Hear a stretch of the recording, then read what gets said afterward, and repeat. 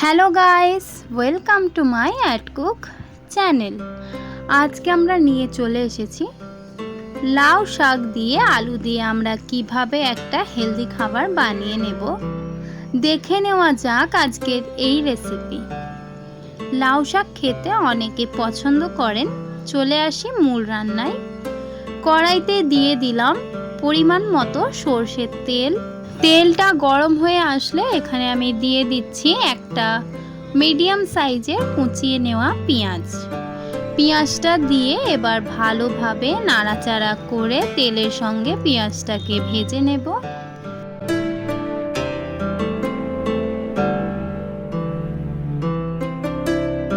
ভেজে নেওয়া হয়ে গেলে পেঁয়াজটা যখন লাল লাল হয়ে আসবে তখন আমি দিয়ে দিচ্ছি 1 চা চামচ লঙ্কা গুঁড়ো, 1 চা চামচ হলুদ গুঁড়ো, স্বাদ পরিমাণের নুন এবং সব শেষে দিয়ে দিচ্ছি আমি এখানে কাশ্মীরি লঙ্কা 1 চা চামচ।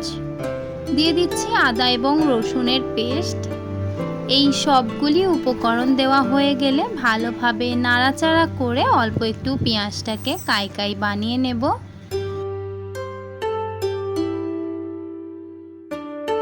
নাড়াচাড়া করে যখন পেঁয়াজ থেকে তেলটা বেরিয়ে আসবে তখন আমরা দিয়ে দেব কুচিয়ে নেওয়া 250 গ্রাম মাংস।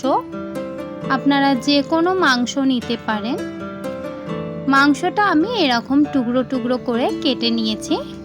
কেটে নিয়ে ধুয়ে আগে থেকে রেখেছিলাম। দিয়ে দেওয়ার পর এবার মাংসর সাথে পেঁয়াজটাকে ভালোভাবে নাড়াচাড়া করে মাখিয়ে নেব।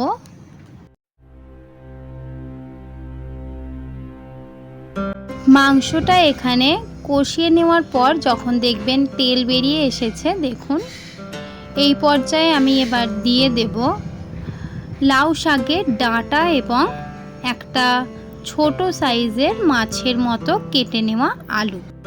এবার এই দুটো উপকরণ দিয়ে ভালোভাবে নাড়াচাড়া করে আমরা কষিয়ে নেব প্রায় 3 থেকে 4 মিনিট।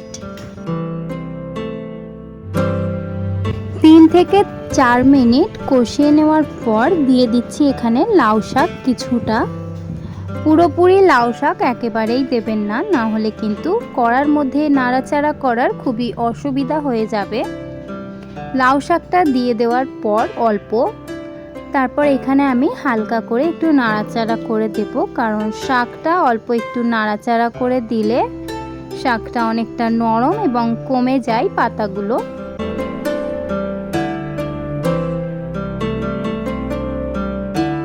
দেখুন এখানে পাতাটা কমে গেছে। এই পর্যায়ে আমি সবগুলো শাক দিয়ে দেব এই কড়ার মধ্যে। সবগুলো শাক দেওয়া হয়ে গেলে এখানে আমি ঢাকা দিয়ে প্রায় 2 থেকে 3 মিনিট অপেক্ষা করব, যাতে আমাদের শাকটা একটু ভাবে কম হয়ে যায়।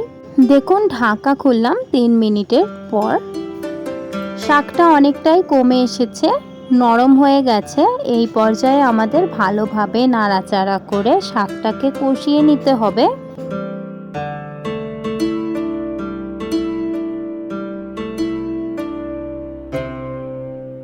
শাকটা নাড়াচাড়া করা হয়ে গেলে দেখবেন শাক থেকে জল বেরিয়ে পড়ছে। এই পর্যায়ে আমরা একটু ঢাকা দিয়ে জলটাকে ফুটতে দিয়ে দেব। ঢাকা খুললাম প্রায় 3 থেকে 4 মিনিট পর। শাক থেকে যেই জলটা বেরিয়েছিল জলটা কিন্তু পুরোপুরি কমে গেছে। এবার আমরা ভালোভাবে কষিয়ে নেব শেষবারের মতো। ভালোভাবে 5 থেকে 6-7 মিনিট কষিয়ে নেওয়ার পর এখানে আমি জল ঢেলে দিচ্ছি পরিমাণ মতো সিদ্ধ হওয়ার জন্য।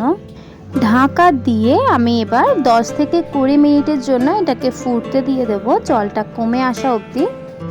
20 মিনিট পর জলটা পুরোপুরি শুকিয়ে এসেছে এবং শাকটা আমাদের এখন পুরোপুরি রেডি।